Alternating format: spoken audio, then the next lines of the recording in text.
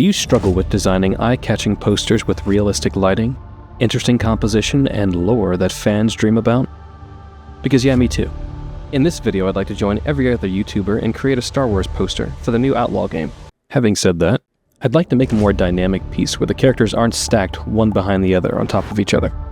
I find this to be the case with some of the more classic posters, and some of the fan-made ones as well. You have failed me for the last time. And it's most certainly not Battlefront. And I think I know just the scene I'll take inspiration from.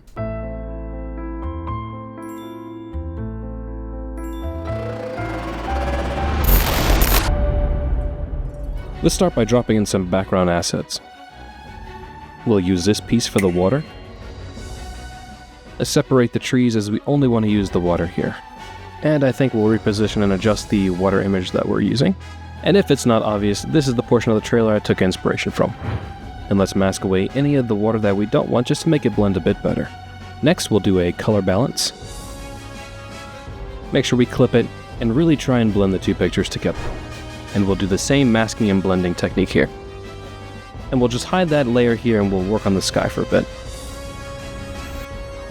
We'll add some tree assets to help fill out the picture, and of course blend it in.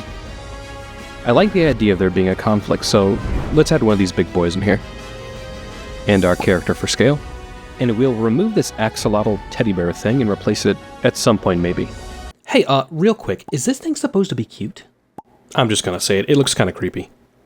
Whatever. I have no clue what these things are, but let's extend them. Good enough, we'll blend them in later. Now to make this thing look powerful. I was shocked to find a reference of the Medusa lizard, but let's slap him in here. And he's not necessarily in the ideal pose, so we'll have to move some things around.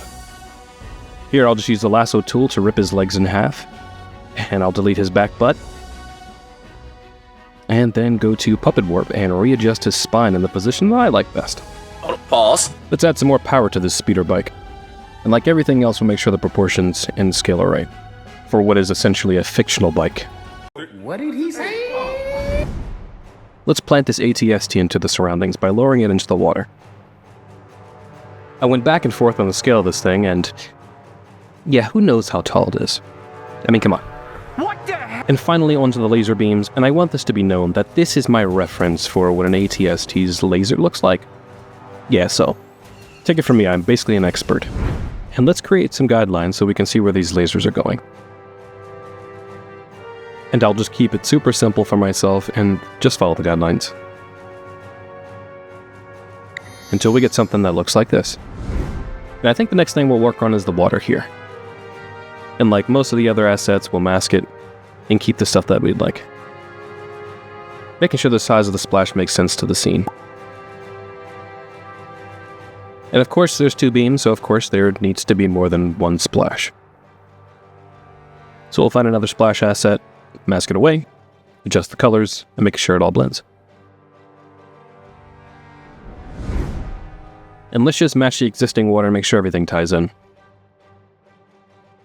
After going through about 50 billion rock pictures, this is the one that I've stumbled upon. And by stumbled upon, I mean I've just given up and chosen this one.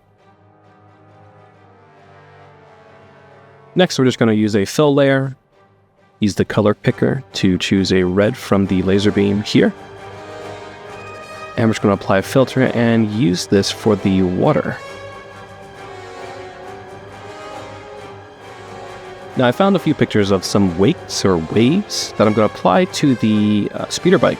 Currently it's just floating and I needed to push the water below it around a little bit here. So we found some foam that you'll be shocked to hear, mask away and bring back in.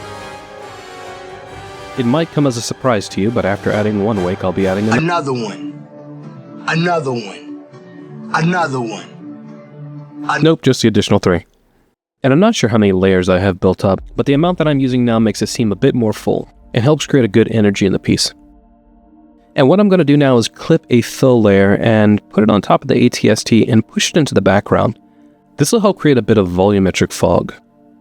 I'll do this to a few objects in the piece to create some separation and depth. Next, I'd like to add this to the speeder bike. This will help give some movement. We'll just need to add a screen layer, which is basically just going to remove the black background. Everything else is just stretching and pulling just trying to make it fit the piece. That's what she said. Next, and probably one of the most important things, I'll be adding the exposure layers. These are going to be 2 separate layers, one for shadows and the other for highlights. The one for this picture will be applied globally, meaning I'll have shadows for everything in this picture and the same for the highlights. Is this the best method? No. Is this the quickest? Yeah, sure. 100%. I'm just lazy. And there's no science to this. In digital painting, lighting and shadow help to create the illusion of three-dimensional form, just like traditional art.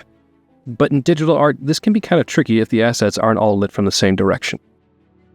So with some of these objects, the shadows are cast in the areas where it doesn't necessarily make sense, and I almost have no way of adjusting that outside of making it look digital? Digital and fake, I guess, yeah. And you'll be shocked to hear that one thing I didn't do before starting this piece was gather assets that all share the same lighting. So I'll have to do my best to make adjustments when needed. But back to the painting. I want to make sure the metal surfaces really catch that light. And I think it's at this point where I'm realizing that the ATST is just standing in the water without there being any splashes. So we add some splashes. So insert splash.png and mask away any of the bits that aren't needed.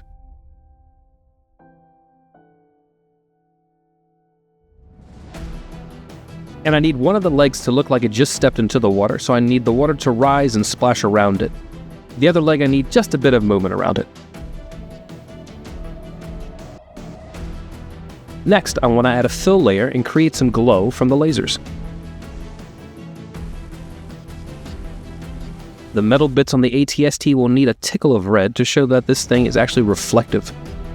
And I guess the rocks will need some glow as well. So we'll just get a bit creative as to where the light is actually going to fall on this thing here. So once we have a general direction, we can mask away the intensity to make it a bit more subtle here. And as we speed through the last portion of this here, I do add a few touches, putting blur on the speeder bike and color matching the trees in the water, cleaning up and putting everything in its own folder, adjusting the lighting, and making sure everything sits in its own space. And you might have just seen the picture flicker to grayscale. I'll just pause it. Here I'm just checking the values and making sure everything is sitting in its own space. Perhaps in another video I'll go over how to use it. But for now, just share the end result. Thank you so much for watching. If you enjoyed what you saw, consider subscribing. Later.